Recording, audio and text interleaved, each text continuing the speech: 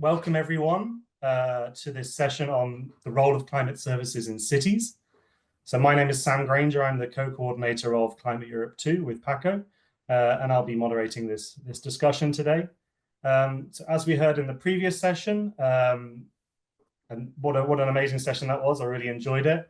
I thought Asun and the panelists speakers did a great job there. So it really set the scene nicely, discussing the challenges around adaptation and mitigation in cities. Now, it's clear that cities face unique climate challenges, and climate services have a huge opportunity, huge potential there to support both urban adaptation and mitigation.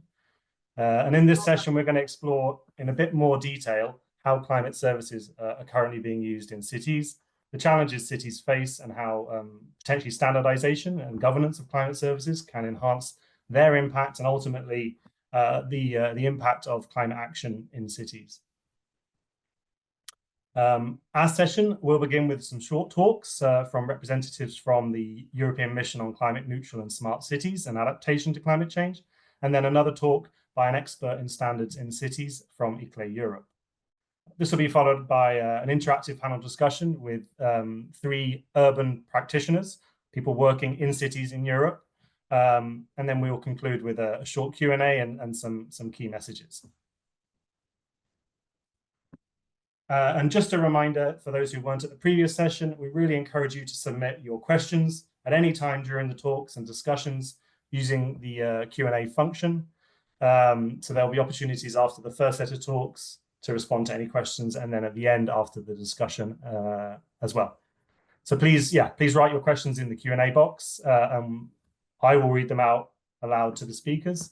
If you would like to appear on screen and ask your question directly with video and audio on, please include on screen at the beginning of your question. Okay, so with that, let's move on to our first segment, which will be a series of short talks.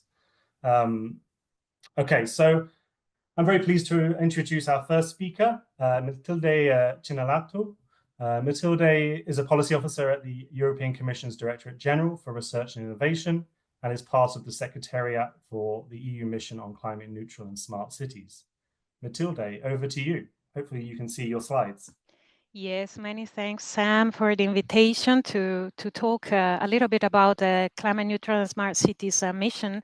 I think it's a very timely and important connection to make today. So let me give you just a short introduction in the next slide, please. As you might know, the Climate Neutral and Smart Cities mission was one of the 5 missions that was launched back in 2021, and it has the objective to deliver 100 climate neutral and smart cities by 2030.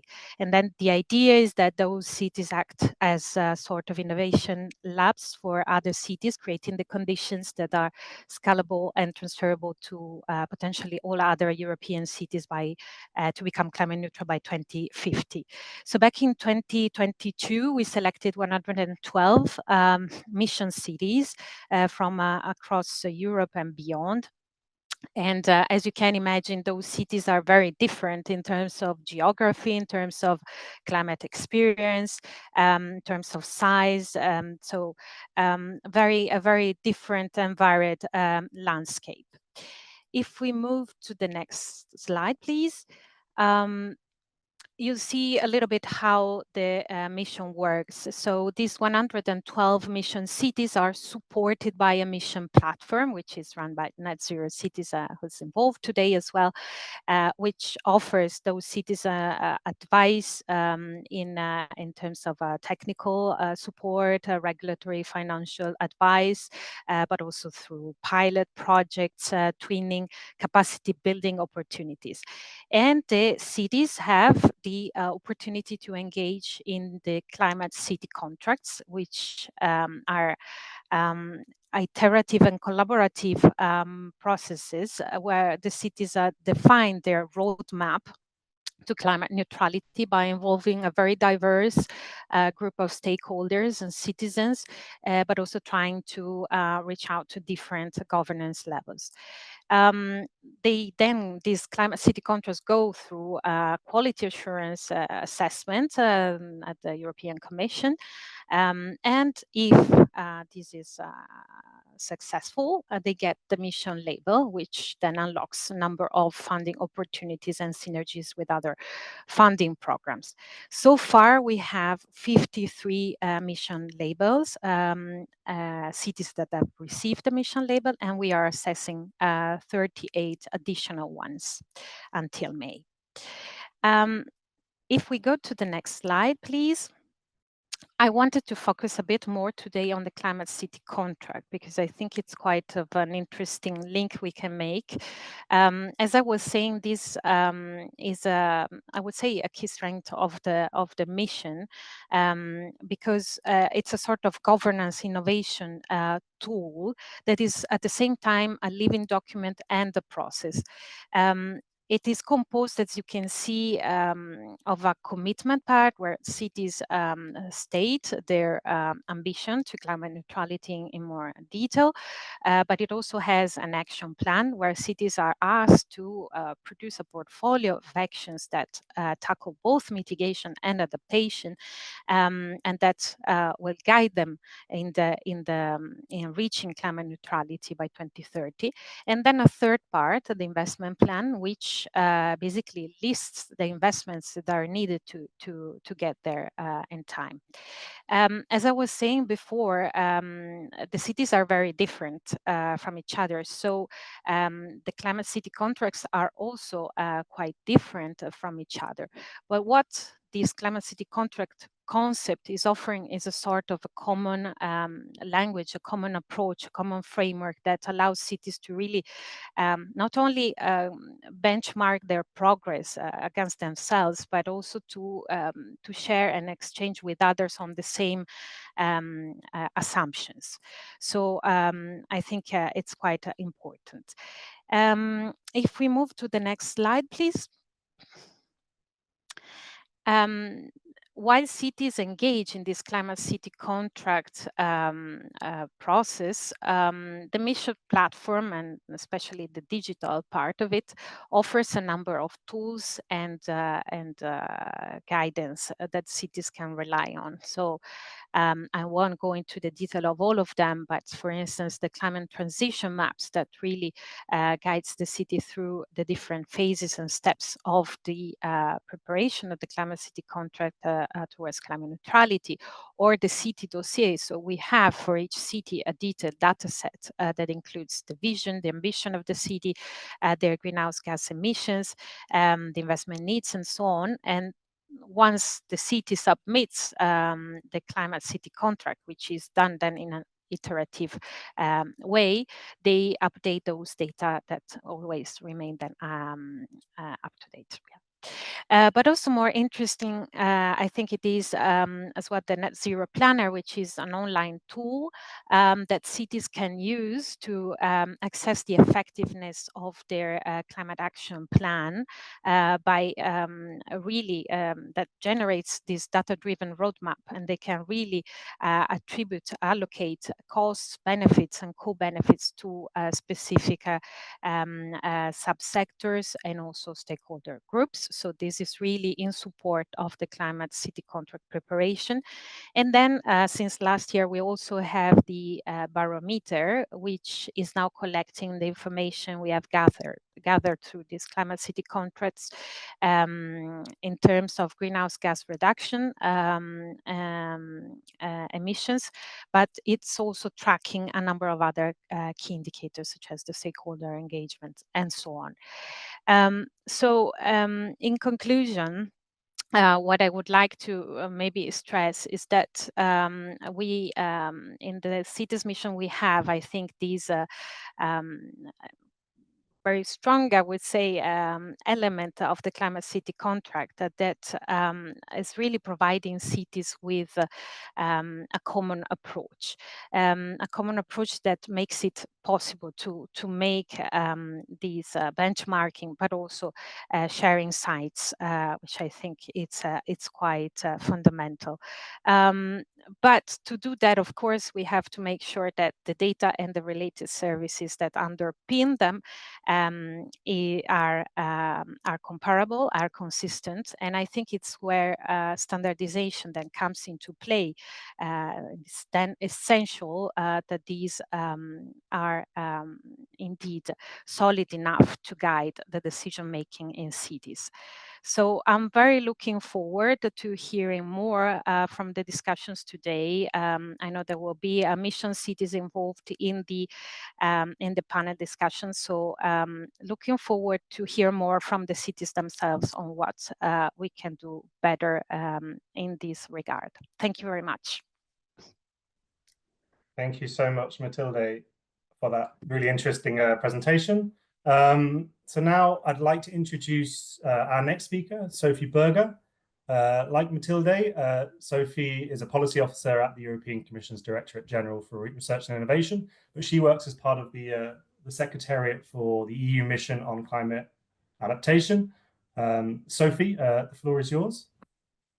Thank you. Thank you very much for organizing this very interesting session and this event more generally. So yes, similarly to Matilde, but it's a little bit different. I'm working on the EU mission that is also related to climate change, but this time it is on adaptation. And if we move to the next slide,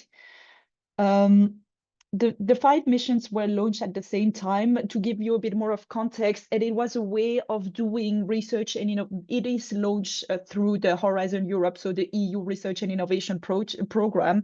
And the idea really with the missions are to really bring science and knowledge much closer to impact. And so the Commission launched 5 different missions. There was the mission on climate neutral cities, which is focusing both on cities and on mitigation. And there is the sister mission that is the EU mission on adaptation to climate change, whose main goal is to support at least 150 regions and local authorities to become climate resilient by 2030. And here the idea is that, as with the mission, it is a big experiment. We have a slightly different approach from that of the mission. One is that for us, it was clear that when you're dealing with regions, it's not possible to have one standardized approach because it's very dependent on the countries. And so if we move on to the next slide, mainly the approach of the adaptation mission is that on the right side of the slide, we try to call for regions and local authorities that were interested to commit to work towards the objective of the mission by signing a charter where they really put climate adaptation at the center of their action. And so here we were hoping to get at least 150, and what we got in reaction to that was actually 311. So that shows that really this mission was very timely and responding to their needs. And so on the one hand, we have the missions we are going to work with. And then on the other hand, we have a series of projects funded through Horizon Europe, but also projects through Interreg and LIFE that are contributing towards the objective of the mission. And as a way to make sense of all of that, we have a mission implementation platform that is trying to foster the link, first of all, between the project, between the regions, and between the regions and the projects. And one of the things that I find really interesting here is that basically the approach of the mission is something that is very similar to what we have when it comes to climate services, because climate services are about taking the climate data and the climate information to make something that is useful for action. And here it's about it's the same approach in the sense that it is about taking the information and the latest knowledge to make sure that we guide the transition towards climate resilience, and we accelerate the effort and we adapt to climate change in a smarter way. And so if I move on to the next slide,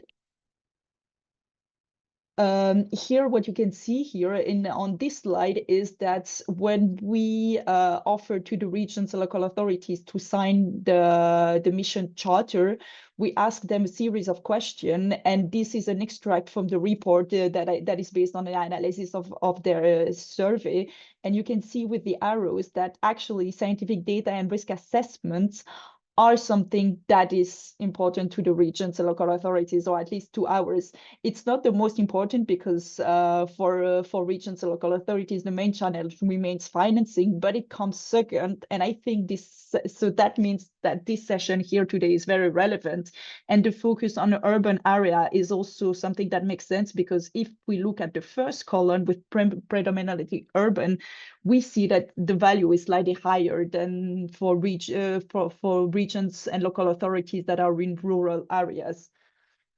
If we move on to the next slide. Here it is just to give you an idea of the amount of projects that are funded through the mission, but also adjacent to the mission, that are working together to try and standardize climate services. And that shows that when it comes to climate adaptation, actually climate services are a big deal and is something that is very important. Then if we move on to the next slide, here are a couple of for me, reflection that are relevant in the context of today's session. Is that, first of all, data for me are key to guide climate adaptation and make sure that climate adaptation is done in a smart and faster way.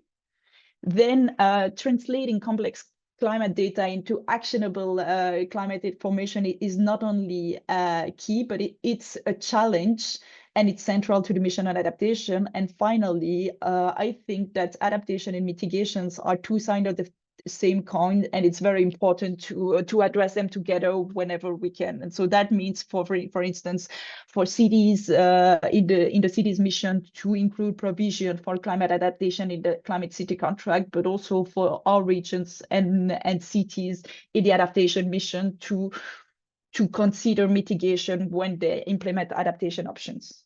Thank you.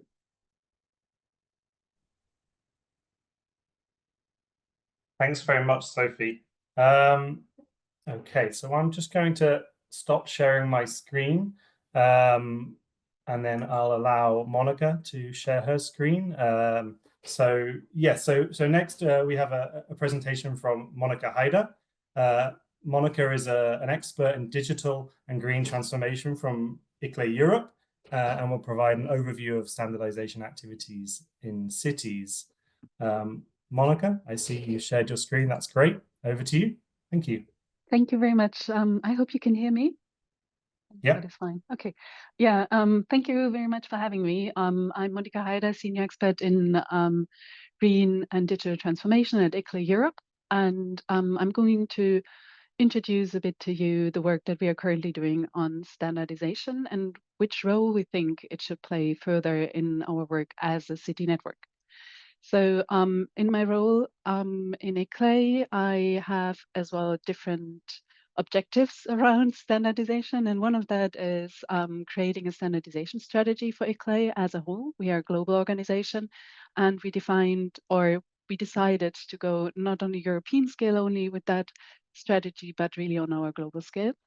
Then I'm chairing as well the German Mirror Committee for Sustainable Cities and Communities, and I'm a Stand ICT Fellow.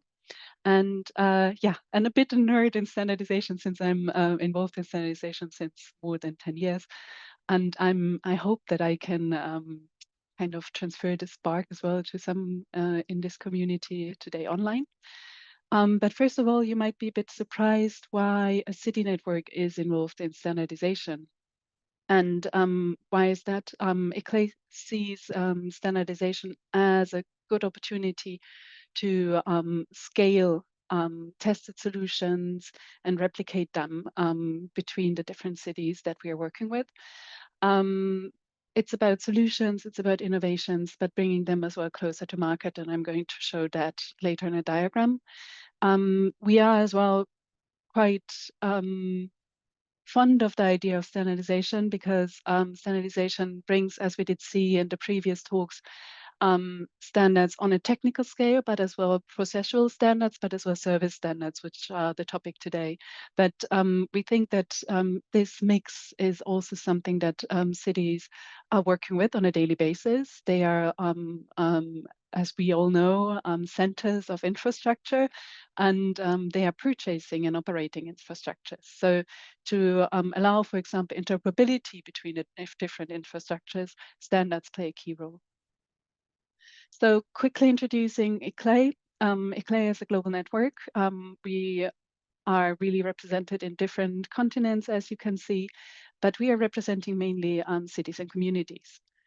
And we do that by addressing 5 key topics that we link as well to the Sustainable Development Goals. And these 5 key topics are zero emission development, equitable development, nature-based solution development, as well as circularity in cities, as well as resilient cities.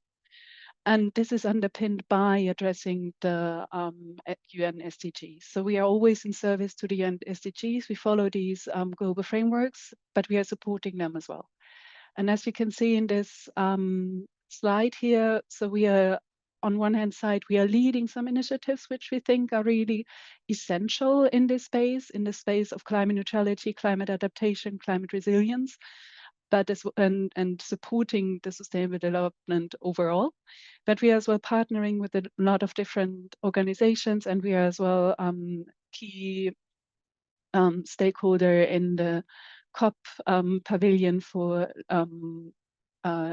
multi-level organizations, and bringing so the voice of the cities and communities in these international negotiations, and underlining in each of those contributions that in the end it needs to be implemented on the ground. So the local authorities should be as well included in all of these discussions and decision-making processes.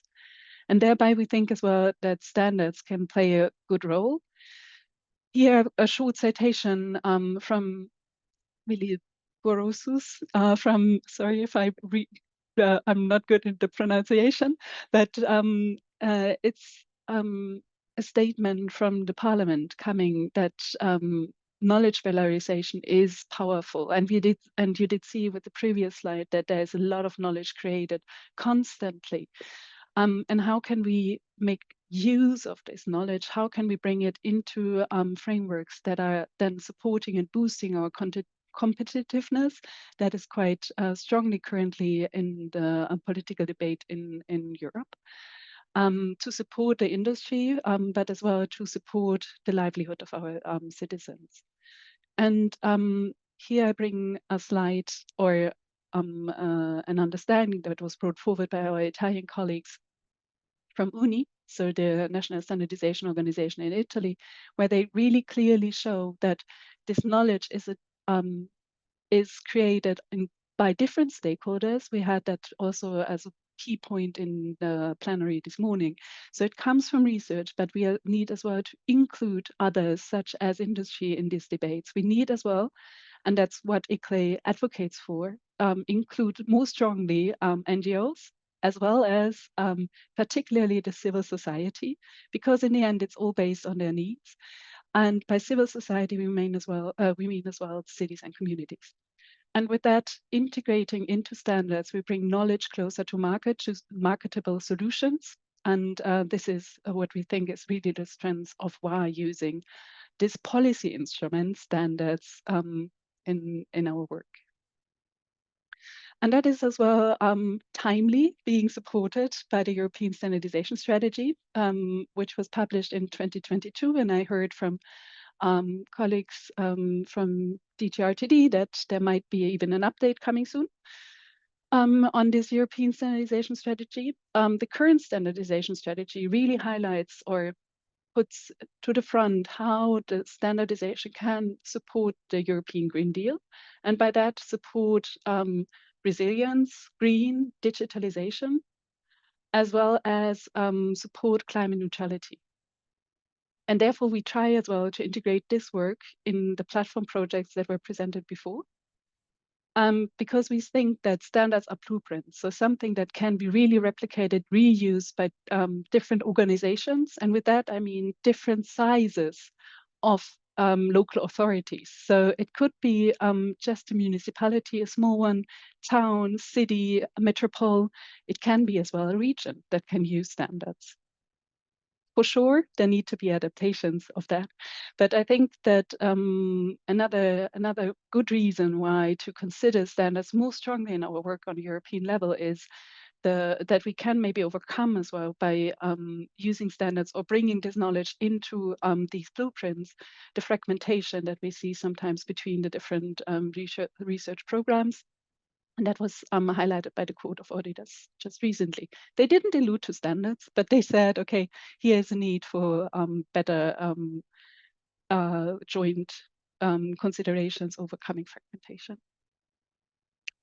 And as well, cities and communities see standards themselves as a really important piece in the puzzle to overcome silos, and as well making the work affordable. In ICLEI, we are working currently in more than 20 projects with standards, or trying to integrate standardization processes, producing standards in our work with different orientations. In 14 of them, we are currently focusing on climate mitigation and climate adaptation, often in link as well with nature-based solutions. And therefore, I kind of highlighted these 3 projects here. The above row is about these platform projects. So Net Zero Cities, the mission platform, supporting more than 100 cities across Europe, has a small task in which we are looking into how to use standards to support the ambitions of the local communities. And here we, with the support of HS Booster, which is a CSA action, which helps to implement services regarding standardization, we had an awareness raising activity, but as well we pivoted some of the actions out into a technical committee, or there in an ad hoc group where we gave a lot of cities out of the mission, Kanye for being one example, the city of Aarhus being another, the opportunity to present what they are doing with standards, but as well what they are thinking or what their needs are for future standardization. So that is a good possibility as well, to use existing technical committees to take up the work that you're trying to do in your projects, and access another group of stakeholders, widening the group of your work, so to say. This ad hoc group is going to publish in June recommendations for future standardization, and we had already the pleasure to have representatives of Climate Europe 2 there.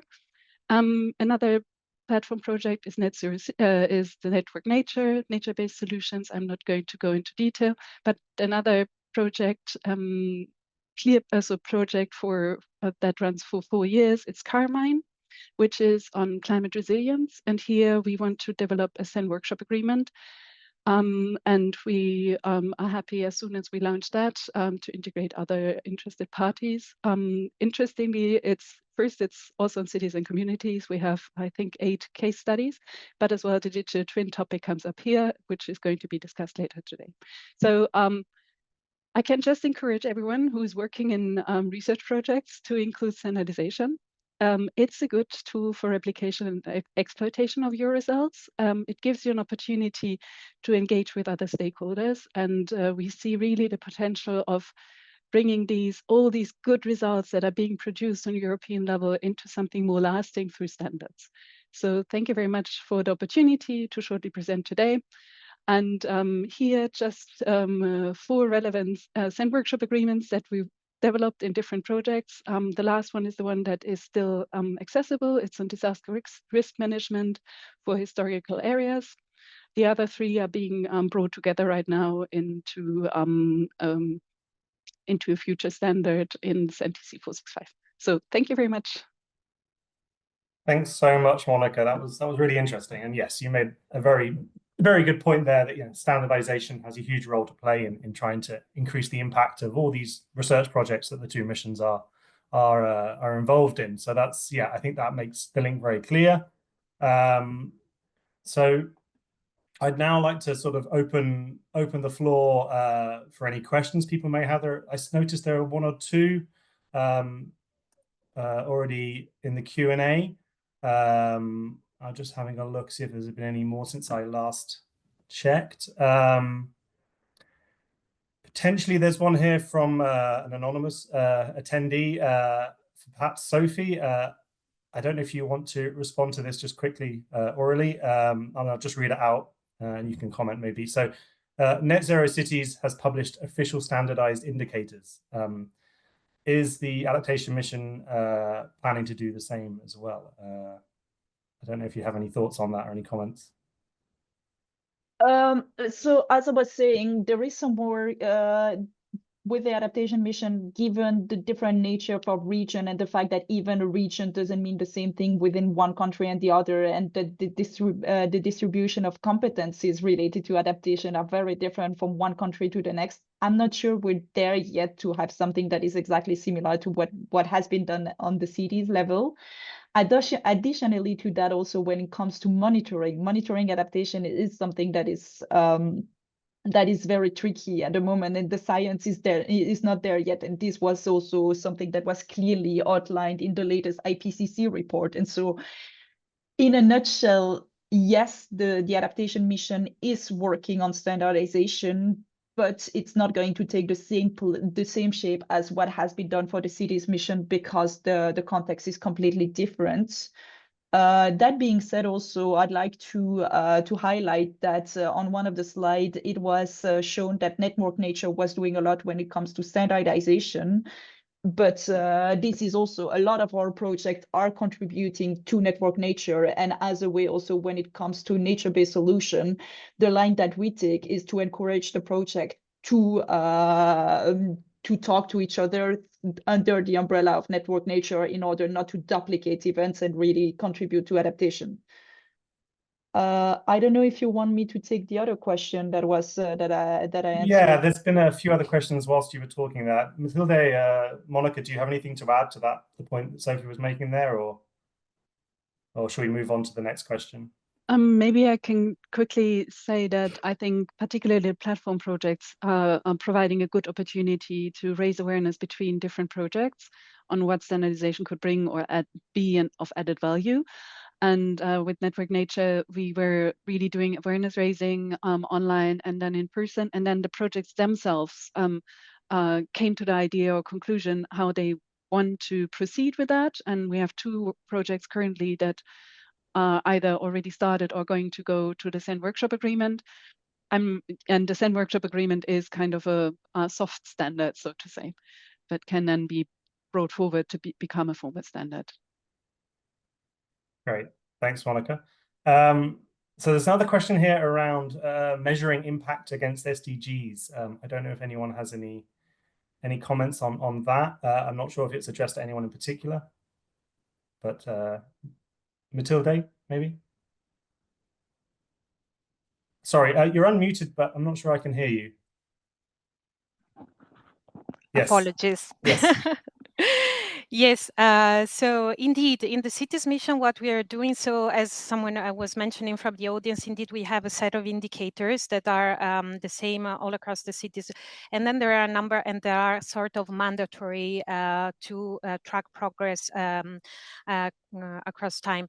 But then we also have a number of indicators that measure the so-called co-benefits. So we also want to look at a number of other aspects across the cities in the mission. So for instance, the quality of life, air quality, etc., so that we can really have a bigger picture.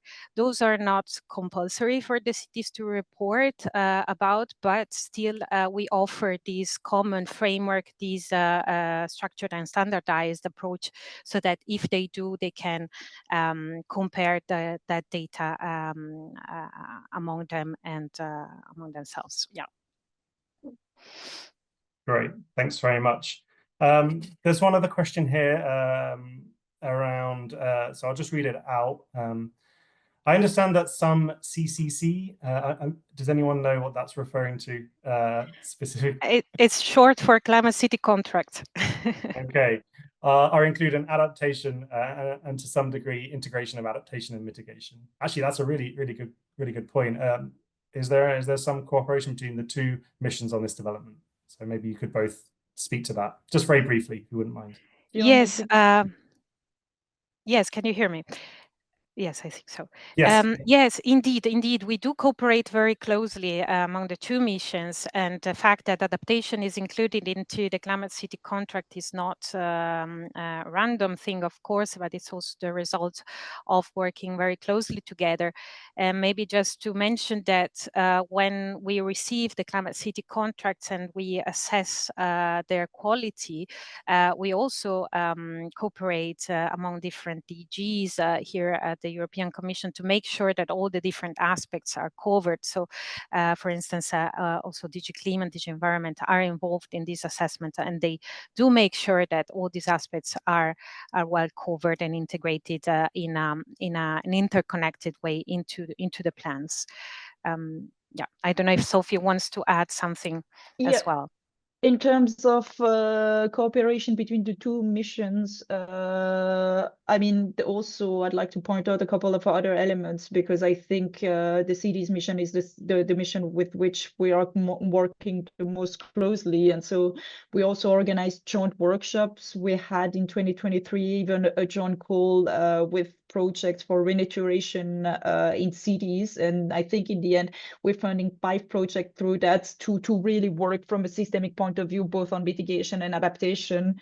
And also the cities mission has launched, I think I would say in spring, in May, June, the Climate City Capital Hub.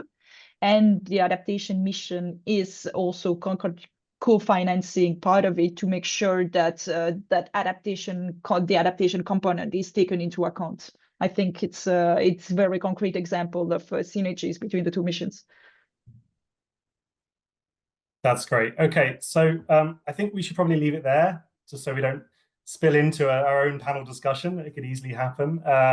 There's one question remaining there for Matilde. Maybe you can respond in writing to Xavi there. But yeah, we should probably move on. So thanks, Sophie, Monica, and Matilde, for your talks and your comments. Please do continue listening, and very welcome to contribute to the discussion later. If you have any questions, please do put them in the Q&A. But thank you for now. Thank you. Thanks. Right, so I'm going to share my screen and we will begin our discussion.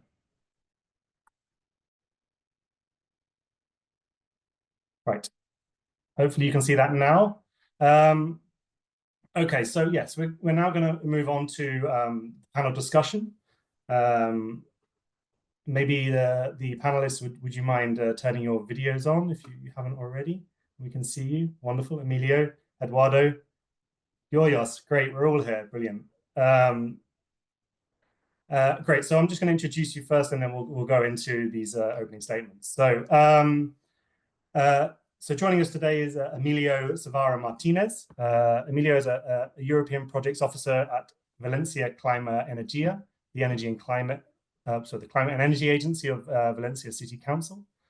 Currently, Emilio is deeply involved in European projects and advancing local climate resilience strategies. His role includes being a member of the team working on the Valencia 2030 climate mission. And this is an initiative aiming to make Valencia a climate neutral and resilient city by 2030. Then we have Eduardo Zancini. He's the director of Rome's Climate Office. Welcome, Eduardo. He has a background in architecture and holds a PhD in urban planning. He has lectured on urban planning and ecology at the universities of Ferrara and Pescara, and contributes to several committees on renewables and energy efficiency in cities. Then we have Yoyos Papasterios, and he is the head of the Department of Operational Planning and Development Programs Monitoring at the municipality of Thessaloniki. He leads the climate neutrality and resilience team and is involved in the implementation and management of several projects funded by EU and national development funds. So welcome to you all. Thanks for joining us today. What we're going to do to start with is give you a chance to give a brief statement on your work and your perspectives on climate services in cities, which is really the main topic of this discussion. So Yoyos, perhaps you would like to start. I believe none of you have slides, so I will just keep keep this slide there, and please do just unmute yourself and say a few words to just start the discussion. Yoyos, over to you. Thank you.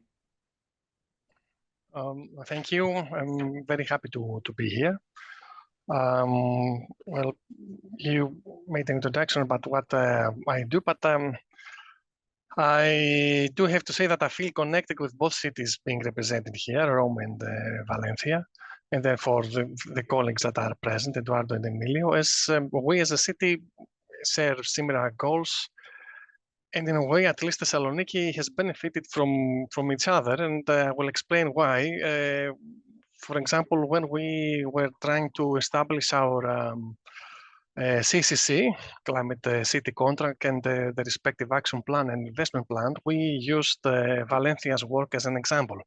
As Valencia and I think all the other Spanish cities were a step forward compared to the Greek cities. So their work was used as an example to develop our documents.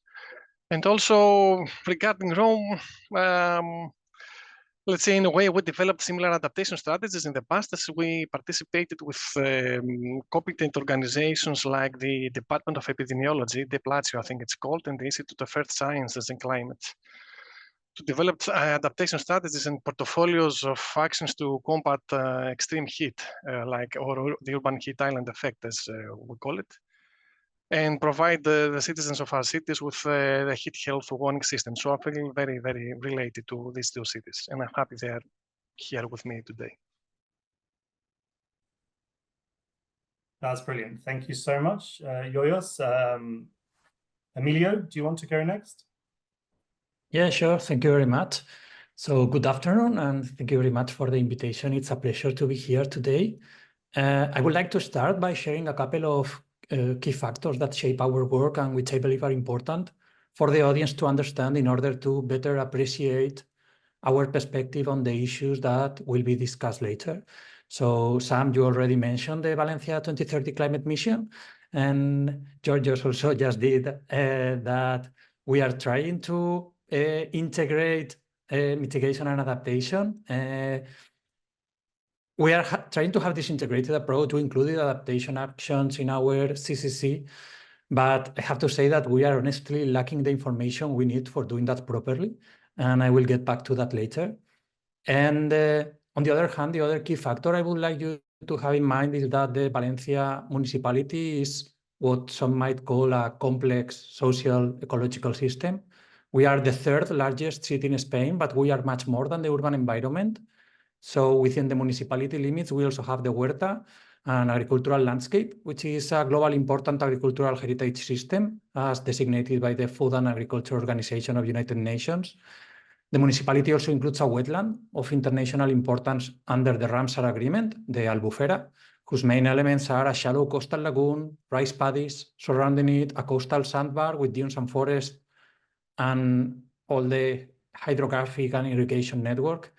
We also have several low-lying sand beaches, one of the largest industrial ports in Spain. All of that is part of Valencia municipality. We are not only a city, and we have to take all those different systems into account when we are thinking about climate adaptation and mitigation in Valencia. And therefore, when we are thinking about climate services adequate in our context, and I will provide also more details later on that. Thank you very much.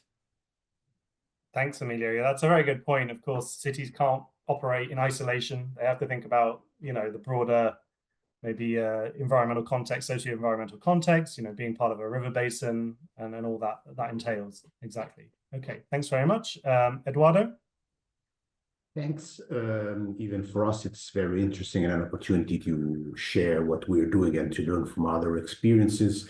Even we are working both on adaptation and mitigation, and what we did in the past 2 years is to define a new framework. So we worked on inside the mission 100 climate neutral cities, and we submitted our climate city contract at the end of 2024. So now we are waiting, hopefully, to have the label in 2025.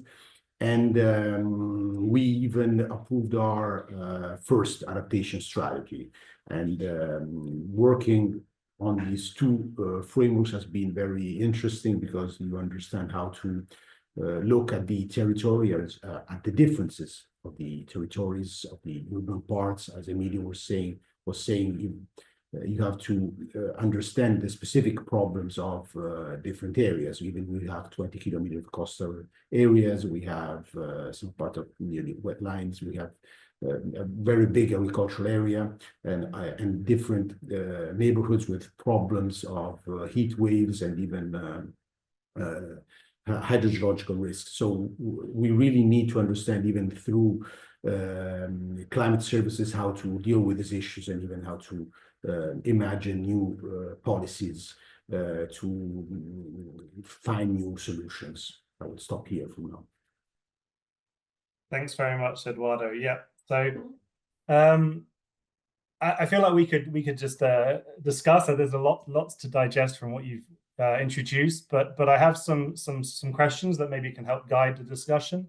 So I'll just share my screen again and share them with you. Just the first set of questions. Hopefully you can see them now. Right. So yeah, as I say, I'm going to go through a few slides of different sort of topics to address. The first one is very broad. It's almost setting the scene for the discussion of the kind of really thinking about climate services in cities. So the first question is around sort of what challenges and decisions, so decision-making contexts, problems in your city require support from climate services. So it's really just trying to get a sense of where the needs are, and then. It'd be great to hear like what types of climate data and services, if you call them services, are being used currently, and again, how do you access and how do you actually apply them, apply this information, this data into your work? So very broad questions. It would be great just to go maybe one by one, and of course, if we then have an open discussion, that's fine. But just to start with, it'd be great to hear from you. Maybe Eduardo, would it be okay to start with you and just get your thoughts on some of these questions? You don't have to answer all of them if you don't want to, but if you want to answer some of them, that would be great, and then we can move on. Thank you. Sure. Well, the main challenges were for us to understand how to deal with these complicated issues that put together different topics, and so the first choice was how to create a data platform. And so we needed help. So we involved in our adaptation strategy all the scientific, national and local universities, institutions. We were helped by CMCC in defining a data platform. And this helped us in understanding the situation now, and even to understand how the city could change in the future. And so the climate profile of the city, the kind of stripes that we created that were important even to have information of the people. And obviously we needed new instruments like satellite analysis that were very important to understand even the different problems, like on heat waves and on the hydrological risk. We need specific studies, and so we worked on that. And I believe that, and I will end on this. Maybe I'll come back on later. I believe that this is very important to understand where you are and the possible situation. Then there are two other challenges that are the decisions and even the monitoring. And you must understand as cities how to build let's say, a work that can be understood by people, that can be followed by a certain number of decisions, and can be monitored during time, because we need to bring people on board inside a vision that is that has support, and then be able to take the right decisions. And obviously, climate services help a lot in this, because we are in a new era. Can you maybe elaborate a little bit more on the specific kind of decisions and sort of policy context, the kind of these challenges in the cities that really need data and knowledge? Like, can you give some specific examples maybe? Yes. Well, one specific example is that the fact that you know that there are increasing temperatures in the city, and you have increasing problems during heat waves, but you need climate services data and analysis because you have some neighborhoods where you have higher temperatures and some neighborhoods where you have consequences of health of people. So you need epidemiological analysis. So you have to put together all this data and understand which are the areas where you have to prioritize interventions. Otherwise, in a huge city like Rome, you would never have the resources to tackle every place and everywhere. And maybe you don't even need that because you have areas of Rome where you have parks and you have, say, a urban design that reduces the impacts of heat waves, while you have other where you have problems of poverty, problems of age, plus higher temperatures. So having this kind of data helps in understanding which are the priorities and then take the decisions, because you have to convince people that you're taking the right decision, that you have to put money there, and even new approach, like you need nature-based solutions. Everybody's talking about nature-based solutions, but you don't need it everywhere. You need it in some areas. And so we are working on this now because we decided where to prioritize our, say, our programs, and through this climate services, this helped us in being understood even by the people. Obviously, you need to always bring new approach, be able to be supported by universities and consultancy, because say inside the municipality you don't have all the knowledge and the skills needed for such new and even complicated issues.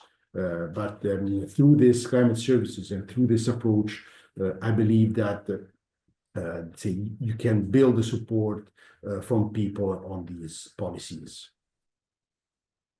Yeah, I mean, clearly what comes through in what you're saying is it's about prioritization. It's about trying to, because there are limited resources and you can't do everything, and maybe you don't, like you say, there are areas that don't need so much attention, but it's about using information and data and knowledge to help you make those decisions about, you know, where to focus on. I guess you're primarily talking about climate risk, so impacts of climate change.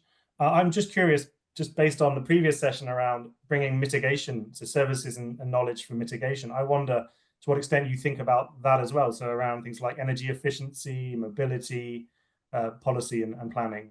Does that come into your thinking when you think about climate services, like knowledge for those types of actions? Yes, absolutely. We have today possibilities that we couldn't have imagined in the past, like on mobility, control on mobility, and even in understanding what to do with, let's say, accelerating the transition on to decarbonization of buildings.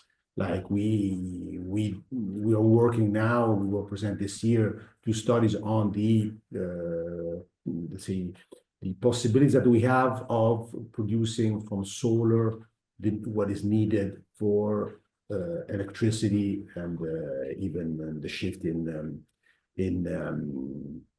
cooling and heating of buildings. And so we're doing specific work on that. And obviously you can do this because you have now the control of data that gives you possibility to understand, even in this case, where to prioritize choices. Like we have in Rome, let's say, owned by the municipality, 1,200 schools. In the past, we had programs for renovation that were made on, let's say, the information that we knew about these schools. Now we have the possibilities to have all the information on the consumes, the possibilities of using solar in those specific buildings. So even in this case, we can prioritize choices, and even have been choices that are more cost effective. So we will reduce even the amount of money that we spend on electricity, heating in those buildings. And obviously this is the approach now we are putting in place. It's something new, but it helps us even in understanding how to go forward in next years because of the possibilities that we have today with the data that we have, and even in bringing together different data, because you can put together, like, there is one interesting thing that I think both Georgios and Emilio were saying. It's important to put together mitigation and adaptation. Like inside the neighborhoods, these two issues must say go forward together, because you have problems of heat waves, but even of heavy rains impact that must be dealt with integrated solutions. And so this is the approach that we are trying to bring forward, and obviously having these opportunities of let's say system that can help you understand what is the situation today and how it can change, like through projects, how the temperatures can be reduced in public spaces. This helps us even understanding if this is the right decision, in getting the support, and even understanding with the reduced amount of money that we have, how to invest it, because obviously we have to prioritize those choices, because we don't have enough resources to renovate every part of the city and every building. We have to understand from where to start and where it's more important. Interesting. Yeah, I mean, I guess what I'm thinking with the question is with mitigation action and reducing emissions, it's kind of a bit perverse, a bit ironic for some people maybe, to think you have to think about the future climate when you're making decisions about how you want to reduce emissions to mitigate the impacts of climate. So it's a little bit a difficult kind of thing to communicate to people. Like but it's clearly you can't be relying on historical data when you're planning, retrofitting buildings or anything like that. Emilio's nodding there, so perhaps this is a good time to bring you in. I'm sure you have lots to offer. Yoyos, perhaps you can come in later as well. Let's move on to Emilio. Thank you, Eduardo, for that. That was interesting.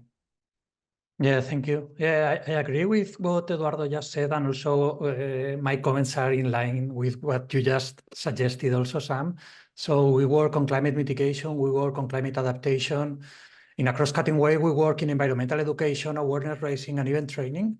And I think that we could use support from climate services in all of these areas.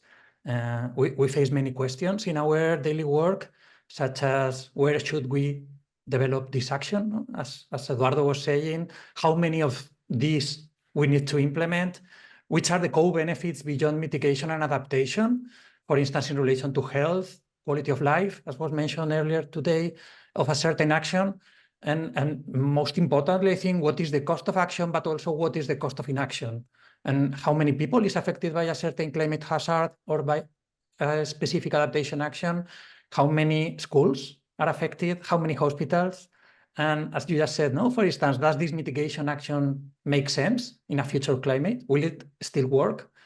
We are not able to answer many of these questions, and I think it's in part due to the fact that we are lacking the appropriate climate services.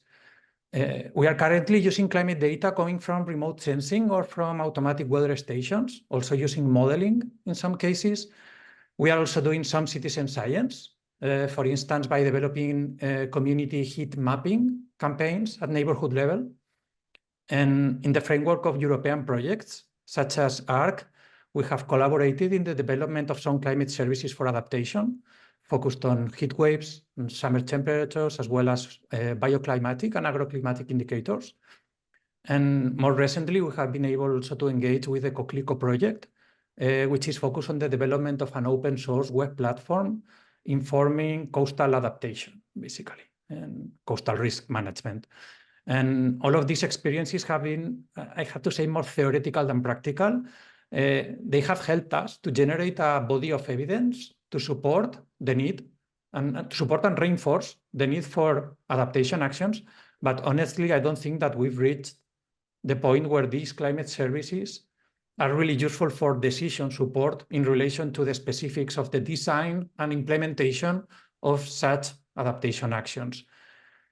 From a more practical perspective, it might be worth highlighting our experience last summer in the establishment of the first stage of a network of climate shelters, understood as public facilities where people could go in the event of a heat wave to protect themselves from heat stress. And in this pilot experience we developed last year with 10 facilities included in the network, we established coordination and communication protocols that were linked to the early warning system at regional level, which is part of the regional program for prevention and care of health problems due to high temperatures. So therefore, the activation of these facilities as climate shelters and the communication of relevant advice to the population was linked to the different risk levels due to high temperatures that the mentioned early warning system established according to the temperature forecast for the following days. And finally, I don't think we're exploiting climate services for mitigation yet. We have identified the need to climate-proof our climate city contract, prepared on the framework of the EU Cities mission, but we haven't really developed that process in a detailed way yet. We have also identified as an important step for us to be able to assess all the co-benefits that climate action is bringing, and that is something that could also be informed by climate services development. Great, thank you so much, Emilio. So I guess it's fair to say, yeah, the services for mitigation is currently a little bit of a blind spot, maybe, and then it clearly needs some more work. But it's a challenge. It's a challenge to do anything. So to bring more work in is always going to be difficult. Thank you. Yoyos, do you have anything to add? I'm sure you do, to these questions here. So please, over to you. Feel free to pick whichever you like, or all of them, as you please. My first comment would be that I agree with the two speakers. I also would like to say that usually the goal for using, seeking data and, acquiring climate services is to, as a local administration, you need and you must perform evidence-based policy making. This is the ultimate goal, to support the decisions that you make. Although the real life many times tends out to be the other way. Sometimes, although you have the data there, let's say political reasons or other reasons might lead you in a not the obvious, let's say, choice. In any case, one other thing for me is obvious that although we began our efforts in climate mitigation and adaptation as, seeing them as two different missions or two different goals, in the end, we understood that we have to combine the two, let's say, initiatives. We did so for developing our climate city contract. The main reason was to save effort in personnel effort mostly. This is, apart, from one of the challenges that you need to have financial resources to perform all this. For us, at least, the personnel, the lack of personnel is also a very restrictive agent to perform these tasks effectively. In terms of data, well, more or less, we use the same data as the colleagues already mentioned regarding temperature, regarding wind, regarding precipitation. We try to acquire them either from our own network of sensors, IoT or other type, or acquire them from, let's say, close collaborators we have in the city. So it is a complex challenge, and in terms of saving effort, we try to combine them, but I think it's the right solution in the end. So that's it from me as a comment. Thanks very much. Okay, so perhaps let's move on to the next set of questions.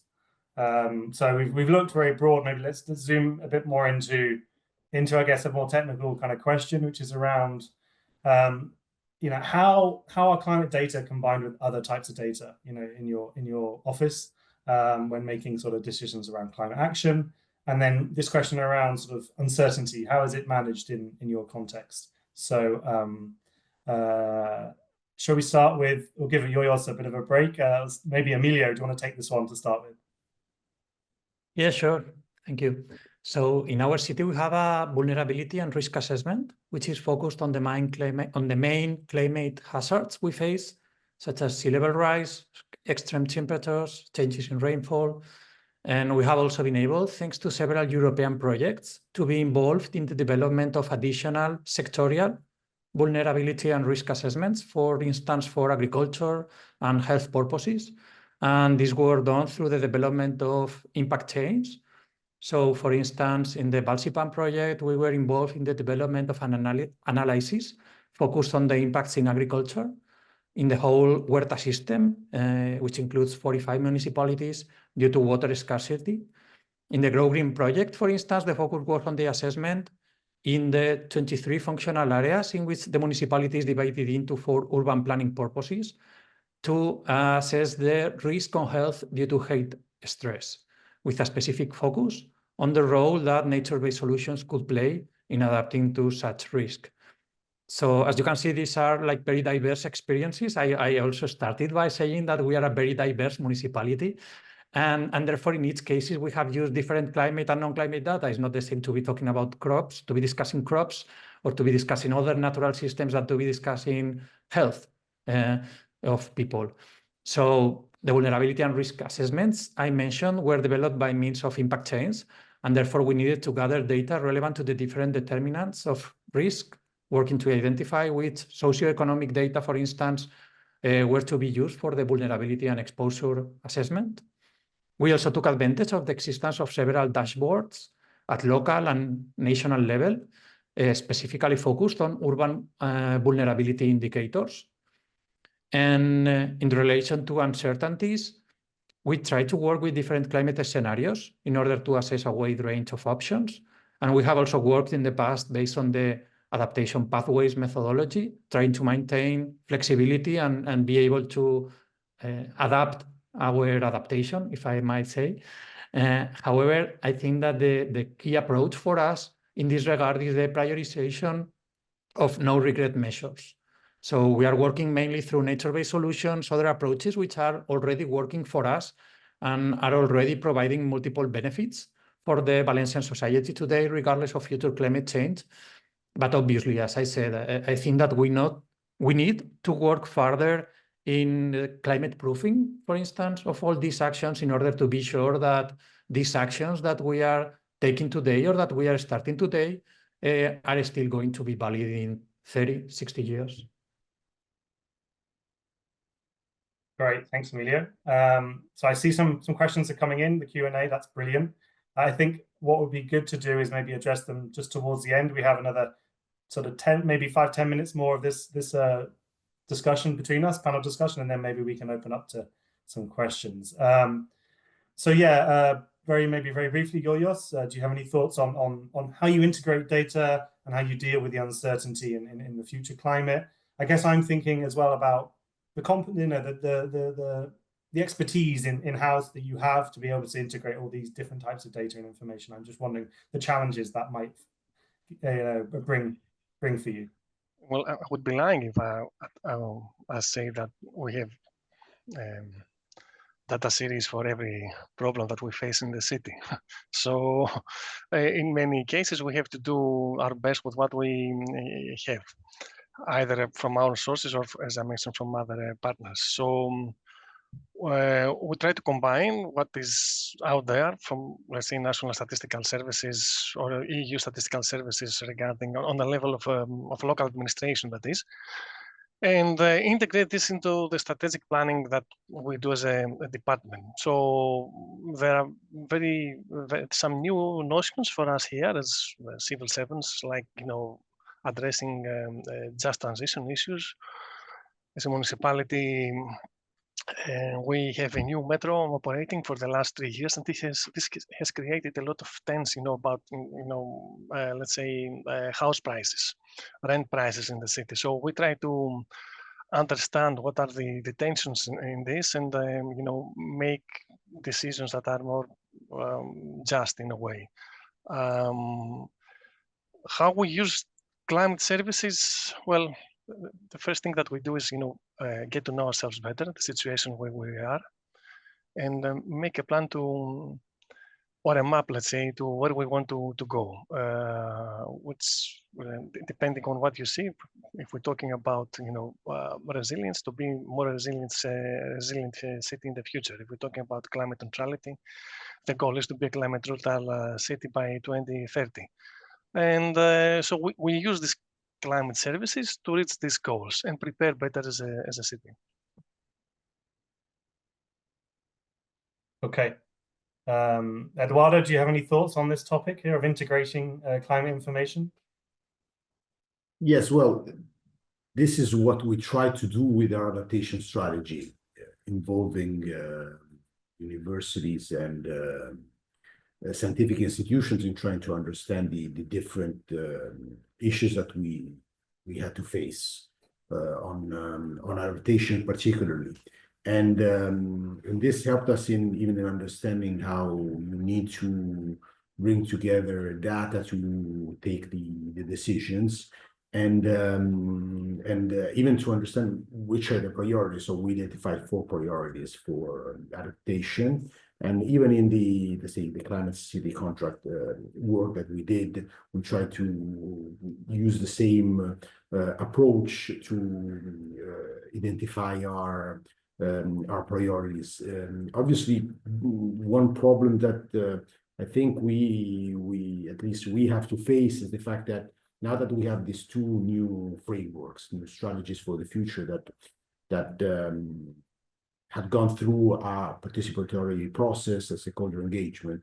What we know we have to do now is to continue the monitoring of what is happening, what will happen, and this is, let's say, a new project in which we are involved with CMCC, and to monitor through different data what is happening in the city. It's a 3-year project. But we have, I believe, 2 problems. The first one is what Georgios was saying, like we don't have people in the administration that are used to work on these kind of topics, and they don't have the, let's say, the knowledge. We are not enough to deal with all these situations, even new instruments and new solutions. And on the other side, what we understood in our participatory process was that people tell you, okay, this is very interesting. Okay, we understand that you have these big problems and you have solutions, but I have this problem here. What are the answers? When things will change? So they ask for, let's say, a credible process that gives answers, that is able to build changes in the next years. And this is something we are, at least I'm afraid of, because the time that we have and the resources that we have probably are not enough for the challenge that we have in front. And so this is something that is very risky from our side. This is something I think was mentioned in the previous session. Marie talked about these, when you have a policy, you need to action it as quickly as possible, or people very quickly ask questions, lose interest. Exactly. And of course, when you're under resource strain, it's very difficult to do that. Great. I mean, I don't know if anyone has any final thoughts on uncertainty. I don't know if you guys touched on it explicitly, but for this challenge of, okay, right, we need knowledge, we need data on future climate, but with that comes uncertainty, and maybe you are trying to integrate that with or communicate that to other experts and professionals that are not used to dealing with that kind of uncertainty. So I just wonder that challenge, do you find is there and is prominent in your work, just constantly dealing with, the having to have very sometimes wide ranges in your data. Yoyos, go ahead. Yeah. As a comment, as a general comment, I would like to say sometimes the final results of acquiring this type of climate services is too scientific, because as I understood, that to other cities also to get this type of results, they cooperate with local academia or research institutes. Whereas on the other hand, we have everyday works, we are civil servants, and I very often recognize the need to meet somewhere in the middle. Some of the results that are being given to us are not immediately, let's say, usable, because we need to digest them, we need to understand them better, and find a way to simplify them and insert them into our everyday, let's say, life. So on the other hand, the academic community is acting on a very, or a more standardized way, let's say, since it's something that we use today. And we need to work on this and meet somewhere in the middle so the results that are provided to us are more usable for local administrations like cities. Yeah, no, absolutely. I mean, there's no point having very technical people within municipalities collaborating with scientists and academics if that can't then be fed into the local work and put in a language that is, you know, makes sense and is put in context. I think this speaks to a question that Paco's asked me actually in the chat here that I might just put out there and you can comment on it. I think it's related. So he asks, what relative proportion of climate services that you get from research projects and contracts with either private or public providers? So so that speaks to maybe that previous question around like what services are you using? Do you have access to at the moment? So do you have any thoughts on that? Anyone? Emilio, go ahead. Yeah. Yeah, thank you. So I can say that for our case, for instance, I was just thinking that I'm aware of maybe 3 or 4 contracts that have been developed with our own resources for this kind of work.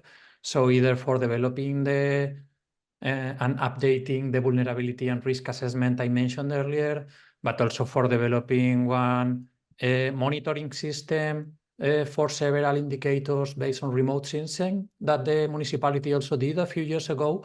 So that was done with our own resources. But then I can think of 3 or 4 or 5 EU projects. Some of them I have just mentioned them, which helped us to also develop or test some of these climate services. So I'd say that we are doing probably more with European projects than with our own resources. Briefly, Eduardo or Yoyos, do you have any thoughts on that question? Yeah, in terms of, let's say, innovative climate services, EU funds are the ones that we also apply the most. I don't think it's easy to understand because there are a lot of research institutes there. Innovation is required. The solutions, let's say, discovered or developed need to be applied by a decision-making body. So this cooperation is obvious, at least to me. And also because other type of funds do not require this type of innovation or are not available. At least municipal financing is not very easy to come in terms of providing this type of services. So yes, we do look in this type of funding, EU mainly. It's Eduardo, easier also. Yeah, go ahead. Go ahead. Sorry. It's easier also to let's say select the most capable collaborators than maybe procuring this type of services. But it's complex, it's hard, it has a lot of red tape, and maybe in the end the result is not so acceptable.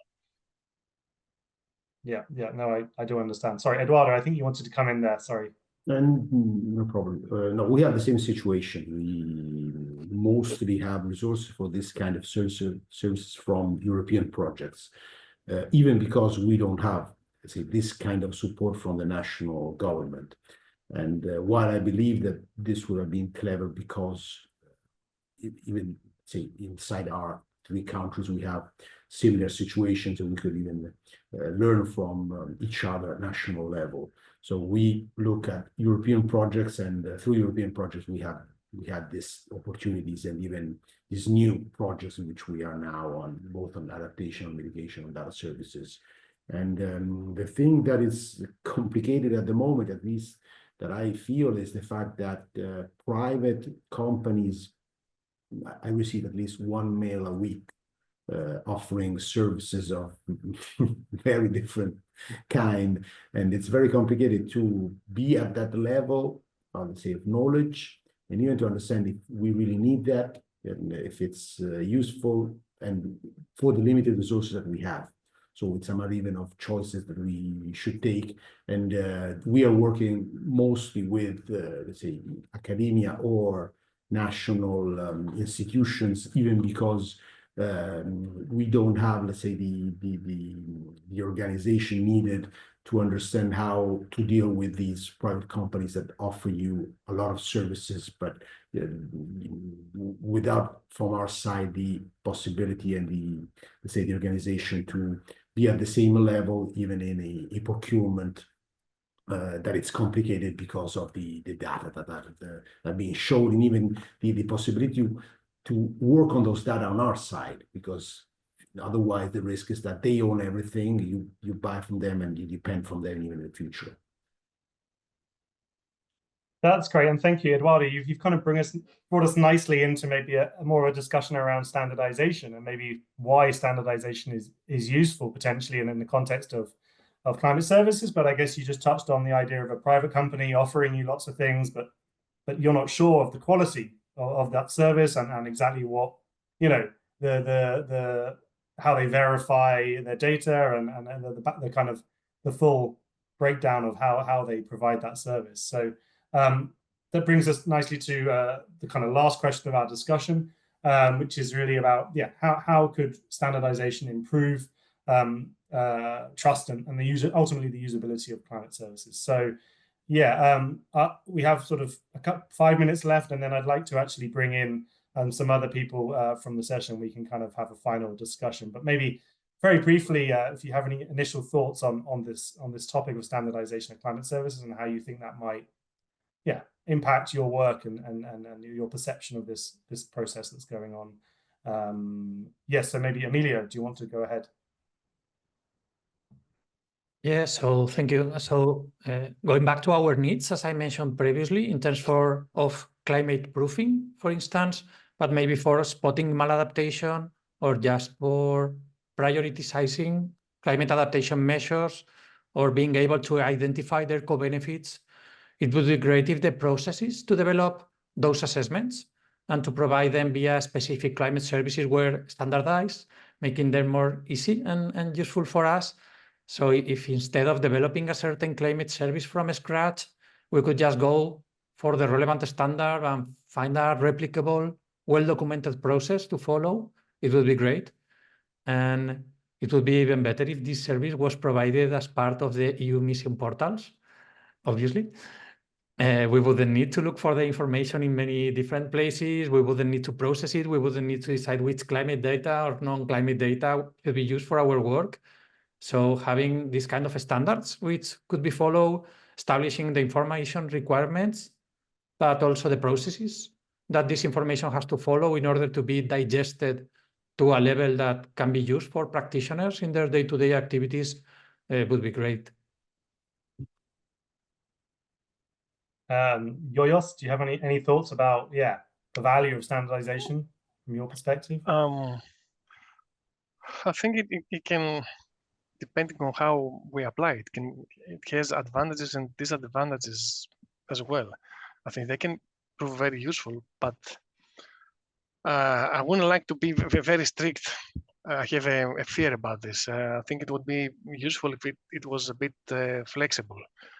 You know, taking into account the issues such as location, data availability, available expertise, and so on. Because not all areas are the same. I think one of the previous speakers kind of mentioned this. I think the word used was geography. I did note location.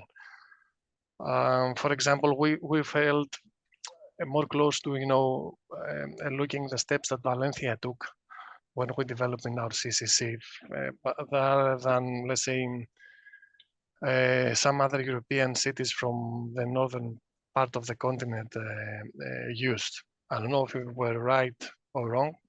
In the end, we developed a CCC that was accepted.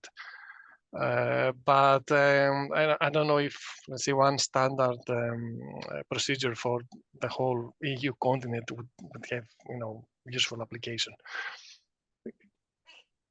Yeah, and I guess the thinking is, yeah, whether it's a standard or multiple standards, depending on different parts, whether the more technical aspects of climate service provision, but then there's also the more procedural elements of how you actually develop a service, whether that is done in-house with you, co-producing it, or whether that's something that maybe the resources are further up the chain, like I think Emilio was hinting at, at the mission, at the more centralized, so that then you just have kind of a standard service that you can then maybe adapt I think to it's your either needs. that, Yeah. or either the fact that we accept the final result is the closest approximation that we can get from the specific case that has been examined.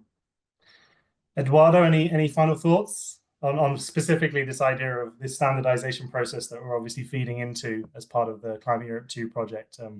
Do you have any thoughts about, you can see the benefits for you to have a more standardized market for climate services? Well, obviously it would help. From our side, I believe, from who works for a municipality, the important thing is to have a standardization in order not to start every time from the beginning, and even to deal with many different analysis and even informations that are asked to us. Like we have to report to for the mission, for the Covenant of Mayors, in our case, even for C40, many times a different kind of data. This is very crazy. It's a lot of work that we have to do. So we are trying to work on this now, to organize all this data, and even to understand how to, let's say, simplify the work that we do, because we lose a lot of time dealing with this data. And obviously, as Emilio was saying, if there is, say, some support on this in helping us in having, let's say, simplified data in order to reduce the work, and even in our standardization that can help us learning from each other, because the main thing that we need is at the level of the city is to understand what the other cities are doing, and to do it, if it worked, doing it the same way. And this obviously would be very important. And then through this, let's say, standardization, we have some flexibility, as Jordan was saying, in understanding how to adapt it to the local situation, because we obviously have different climate from other situations throughout Europe. And in this way, this can really help us in simplify our work, and even understanding how to, let's say, have some new targets that can bring us one step forward, and every year maybe having some development that even goes at the same, let's say, not at the same speed of the technologies and the innovation that is going forward, but at least helps us in understanding how to take the right decisions. Okay. I just spotted the time there. I think we probably have to leave it there. Thank you so much. I don't know if Sun, you are there. I believe you have one sort of final question, perhaps, to ask the panel before we end. I don't know if you would like to do that now. I'll give you the floor. Brilliant. There might be just be time to ask a question if you like. Let's see if we have time. Now, I simply wanted to follow up on the topic that many of you seem to say that it's difficult, that you don't have the capacity, right, to probably not even have the climate services, that you are relying on what are projects, and also that you need to ensure that you have capacity to interpret and to use properly the data. So my question was a little bit of, so what do you need? What will it be needed? A national level? In the panel earlier, we saw the example of a national climate services that is providing the country, in a sense, with climate information available. How can the mission help?